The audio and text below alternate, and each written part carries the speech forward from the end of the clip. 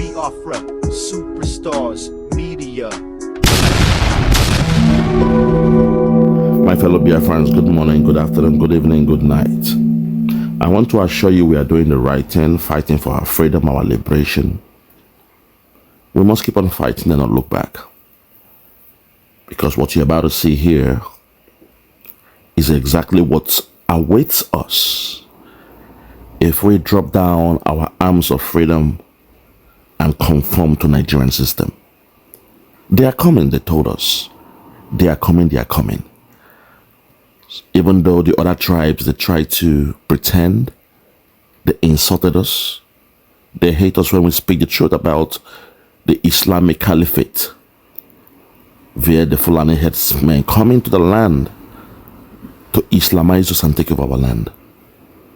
We kept on shouting they were coming. Our leaders, Nnamdi Kanu, Simon Ekpa, Dr. Ngozi Okonjo-Iweala, they've been screaming and telling the whole world, yelling at the top of their voice that the enemies are coming.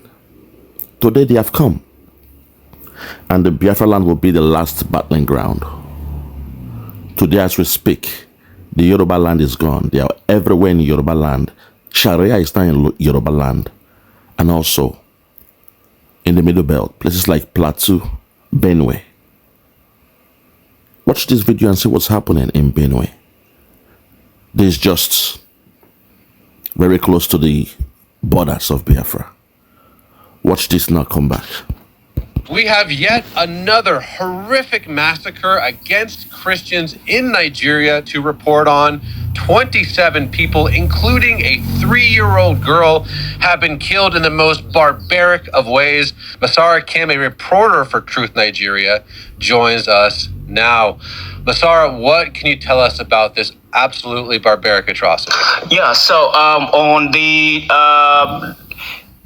the early hours of yesterday, that's July the 14th, a group of terrorists shouting Allahu Akbar on a long convoy of motorcycles, estimated by locals to be between 30 to 40, swarmed the peaceful town of Bindi, located about 35 miles southwest of Jos, the capital of Plateau State, killing at least, at the moment, 27 people that have been identified, majority of whom were burned alive in their homes, including a 3-month-old baby and a 3-year-old baby. In my report for Truth Nigeria, I mentioned the 3-year-old victim without realizing that as I left, the body of a 3-month-old baby was also identified. And the search has continued with many more members of the community, many more residents still unaccounted for at the moment. Homeowners in the UK with two left. The body of a 3-month-old baby was also identified, and the search has continued with many more members of the community, many more residents still unaccounted for at the moment. Burned alive. What do you mean? They were trapped in their house? I mean, what exactly? I don't even.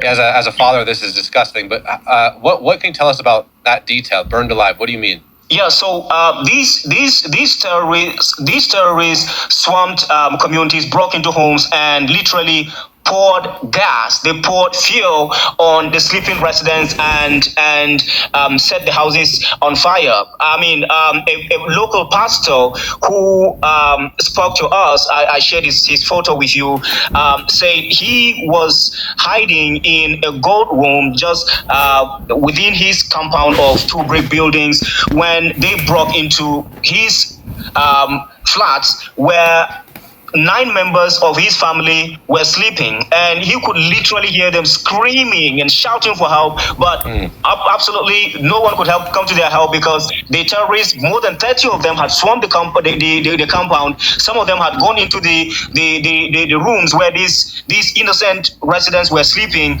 and they had literally poured fuel on them and set the house on fire. So he could literally hear them screaming on top of their voices and shouting for help, but definitely finally, no one came to their help until they could no longer scream, they could no longer breathe. And in fact, when I got to that compound earlier at sunrise yesterday, the bodies of these victims were still smoking. You know, the houses were still burning, and their bodies were still smoking. And many of the videos that I've shared with you might not be good for the screen, but I mean, it's important to understand the horrifying nature of these attacks, which, by the way, follow a pattern of violence by these terrorists who have killed more than 1,000 people in the last 10 months. Just in Plateau State alone. Genocide deniers, again, would like to say that no, this is just another instance of sedentary farmers clashing with semi-nomadic herders who happen to be members of the Fulani ethnicity. But no, this attack happened and started from 3 a.m. and lasted up to 5 a.m. Nobody was in their farm. Nobody was clashing with anybody. Nobody was, in fact, these innocent babies and women and children that were hacked down and burned alive on their beds. They were nowhere at a place where, you know, that qualifies as a battleground or battlefield. Listen. That, you know, one can say, oh yes, this was a clash. And even if there is anything like a clash going on, what clash happens at that time of the night? And in fact, it was these terrorists who came to the residence of these Christians, and then they hacked down and burnt several people, including innocent babies, who, by the way, don't even have any understanding of any situation whatsoever. Neither do they have any strength and even the charisma, the strength to carry any weapon and go into battle. So of course, let's hold it there. You see, I understand why he's trying to stress that point. But unfortunately, you know, members of the Fulani Caliphate, when you go to the UN to bring up these cases, they say, oh no, don't mind them in Africa. They are still a backward country. What is happening is a farmer and herders clash. Yes, the herders, they come from the Fulani enclave. But these are farmers and herders clash. You go down to the ICC, it's the same problem. They've embedded in all those organizations members from their tribe. Even down to the AU, the African Union, you go down there and make a claim, your cases are not even picked up. Your cases are dead on arrival. Why? Because one of the so-called appointees of being the secretariat is a member of the caliphate or appointed by the caliphate, the Fulani Caliphate. Britain knew about this. In the 1700s, they knew about the problem. They knew the mandate given to the Fulani Caliphate by the one they call Usman Dan Fodio, a jihadist who came all the way from the Arab country with himself, his soldiers, his Islamic soldiers, his concubines, his wives. They came to take over the land called Nigeria, and he promised that the Quran must be dipped into the Red Sea. As far as they can go and march, the land belongs to them and was given to them by their Allah. So they know all these problems, but unfortunately, Nigerians, those that believe in Nigeria, they are the problem as well. They believe in these tribal sentiments, that when a particular tribe is speaking about the ills of the Fulani Caliphate happening in their own land, the other tribe will now see it as an opportunity to parley with the Fulani tribe and say, hey, ignore the Biafran tribe. We're here to work with you. You know, we shall work with you. You be the president while we be the vice president. Let's come, you know, let's have a partnership, and together we shall deal with that stubborn tribe. We'll deal with them. And before you know it, this is why this is a never-ending story in that so-called Nigeria. Until we, the Biafrans, we chose to stand our ground. We said enough is enough. We said, yes, they will come and kill us. Let them come and kill us. But we should never allow them to Islamize us. We know the games they're coming with. They came with the Ruga, the right for animals, their cows to graze upon your land, the right for them to have a route, what they call a cow route throughout the whole country. It's a blueprint, you know, of making sure their headers could, you know, and terrorists can settle in your communities. What they do is make sure they remain in your bushes, in the outskirts of your community. Where is that done? Where is that done? Every other tribe, when they come to a country, a state, they pay for a house, they pay for a land, they build their structures, they start a business, they pay taxes to do a business in a state. But the caliphate, they feel they have the right to send in their, their nomadic people into the different communities to settle in your bushes. And by so doing, once they settle in there, within 5 years, the government, the Islamic government of Nigeria will now say, those people around there, they have the right. They own the land as well. And guess what? When they start choosing those to run in office for politics, they choose among themselves. They choose foreigners to rule you. And that's how Sharia comes through the back door. Before you know it, your governor is now pro-Sharia. A governor that speaks your language, eats your food, dressed like you, suddenly he's sharing the same sentiments with the caliphate, and you're wondering what's going on in the country. How come there is killings in the land, but the governor, the politicians of your state are not speaking about it? It's because they are part of the caliphate. This is the game they play. Hence, nobody's speaking about it. All they want to do is pray to Jesus, beg Jesus, go to their church and speak to their phony priests and pastors. They are being killed. Their pastors are still making money off them, telling them to pray to Jesus, to beg Jesus, to beg God to come down and send his angels to protect them in the night. But in Israel, the land of God, the home of God, they have ammunitions to defend themselves. But in Africa, they'll tell you, pray to Jesus. Don't defend you yourself. All you need to do is go on your knees and pray to God to send his angels from heaven to protect you. It's only with the Biafrans that rose up and said enough is enough. But today, all our leaders have been held in captivity. Even Finland, a country like Finland, is in bed with the Fulani Caliphate. Our Prime Minister, His Excellency, Mazi Simon Ekpa, is being held in Finland, incommunicado. This is the 9th month. Finland, who should know better, is working with the Caliphate, the Islamic Caliphate, to Islamize those that claim to be Nigerians. And you wonder, where's justice? Is Finland blind? Are the people of Finland blind? Is the government of Finland blind? Is the president, Alex Stubb, blind in Finland? Can't he see what is happening in my land? These are questions we ask, and nobody wants to speak about this. Instead, they say, oh no, don't blame them. It's just a small clash, They are communal people. It's a farmer and herders clash. Blame the Biafrans. They are the ones trying to cause trouble. They are the troublemakers. They are the ones that want to divide Nigeria. Nigerians are loving people. We are one nation. We believe in being one. Nigerians have the slogan that being one is a task that must be dealt with. But, don't mind, the Biafrans. They are the troublemakers. No, we are the wise ones. We are the brave ones that have risen up and said, enough is enough. We shall not cower. We shall not bend down and bow down to the caliphate coming to Islamize us. We will not do that. But unfortunately, the other tribe, they cower. When we rose up to defend ourselves, the other tribe saw it as the biggest opportunity to loot the country, to work with the Islamic Caliphate and punish the Biafrans. Same thing happened in the genocide that they call the Biafran War. We saw this coming way back. We saw it in the 60s. We saw this coming. We saw it coming, and we told them, but they connived, they colluded together to come against us. To pillage, to kill, to rape. They starved our children. They starved our babies to death. The other tribes, they told the caliphate, don't go to a gun-to-gun war with these people. Starve their babies.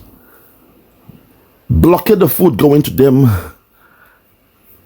Kill the women, kill the children, kill the young ones, and starve the babies. That way the soldiers of Biafra will drop their arms, beg your God for mercy while they die of hunger. This was the sentiment being shared by the other tribes, telling the Fulani. They became willful consultants, giving the Fulanis, the Islamic jihadists, the insight on how to destroy the people of God, the Biafrans. As you all know, we did the Biafrans, 99.99% of us are Christians, Jews and the rest of them, and also traditional worshippers. We don't have no Muslims in the land of Biafra, except those who were imported by the caliphate. Less than 0.00001%. So to the whole world, I'm calling out on you, to the whole world, we are calling out to you guys, hurry to our aid. What the hell are you waiting for in the name of God? What the hell are you waiting for? All the churches around the whole world, the body of God, the churches, the Christians, the Catholics, what the hell are you waiting for in the name of God? Hurry to the aid of the Biafrans. We are the only ones that can solve the problem. If Biafra is free, the other tribes in Nigeria will be free. Hurry to the aids of the Biafran. Let the Pope rise up and do what is right. I'm tired of the Pope sitting there in Rome and praying. You're praying the good prayer, but this problem is bigger than prayer. The other time you invited the so-called Nigerian president, Tinubu, down to Rome to read a sermon at the altar, but as he was coming back, people were being killed. Christians were being killed and slaughtered. Because to the caliphate, it was an insult for a so-called stooge who they made president to go down to Rome and make a speech about their so-called Nigeria and the rest of them. We are tired. We the Biafrans, we are the only ones that can speak the language of the caliphate. When it comes to war, we can face them head on, man to man, bullet to bullet, gun for gun, an eye for an eye, tooth for tooth, tat for tat. They shoot, we shoot. They kill, we kill. We are the only ones that can face them head on. But no, the whole world seems to pander. When we speak out, say, okay, it is time to protect the land, the territory of the Christians. The whole world panda, the UN panda, AU panda, ICC, they pretend not to know what's going on. So it is damn if you do and damn if you don't. All they want us to do is call on Jesus, pray to Jesus, beg God, pray in the name of God, and for some angels to come down and crack the sky and come down with their chariots to fight for us. Some fairy tales, some nonsense. We've seen before our own eyes that Israel, they are fighting with real arms. They've got the iron domes to protect themselves. Yes, you pray, but you must walk while you pray. Walk to fight and defend yourself while you pray. You see, I'm tired of seeing all this. You know, you guys just talk the good talk. You talk the good talk. You show these things, which is good. You speak about it, but there's no action after those words. There's no action. That's the problem. So this will keep on going on. This will continue to happen in Nigeria until the whole Christians are conquered and Islamized. I call it Islamification. The short-term goals towards Islamization. These are short-term goals, milestones. Community to community, you destroy them, you kill them, you put fear on them, rage of terror. They panic, they are submissive, they run away from their communities, they go into IDP camps willfully because they are scared of the terror in their communities. And as they leave their land,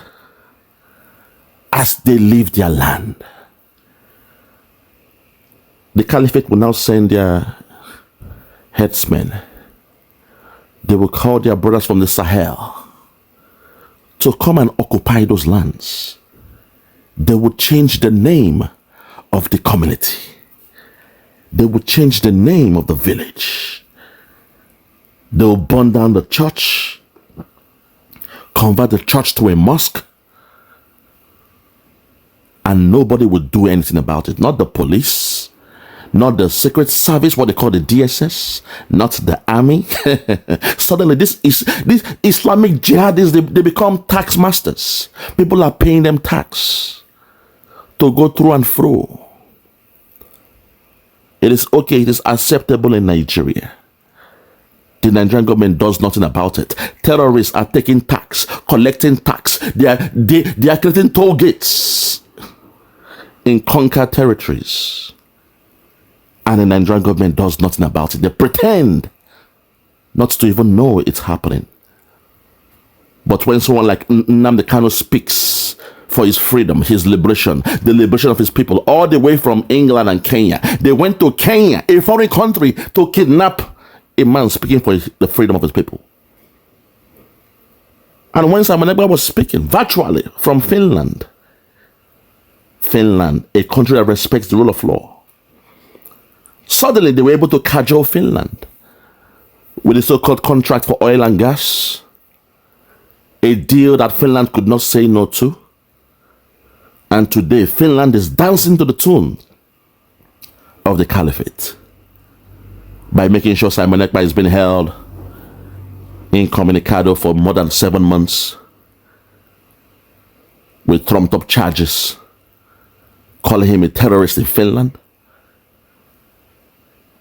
And to today, the caliphate, they are killing us because those who will call our helpers, those we saw as our redeemers, those who gave us the strength to fight and defend our land, Nigeria and Finland, has made sure they've been captured. I mean, what else can I say? The world knows this, but they pretend not to know about it. America knows about this. The FBI, CIA, you know about this. MI5 in Britain, they know about this, but they pretend not to know what's going on. The war of terror, the Islamization of a nation is going on before your eyes in the so-called giant of Africa. And the only way to solve this problem is to support the Biafrans to liberate themselves. We have declared our country, or redeclared our nation, on the 29th of November 2025 or 2024. We are now on the verge of implementing Biafra in Biafra land. Christians have redeclared their country, their emancipation in Africa. And we shall be the stronghold to fend off this terrorist. This Islamic jihad is coming to Islamize Africa. You know you need us. All we need is your support to stand as men and protect our land. Protect the other lands, those living within that thing called Nigeria, the contraption called Nigeria, the Christians living there. We can defend them. Support us. Make us to be strong the way Israel is strong in the Middle East. That's all we are asking for. We don't need your prayers. We don't want you to pray to God for help for us. We don't need your sympathy. All we need is your support, your approval. Appreciate what we are doing and stand for us, that we have the right to redeclare our country.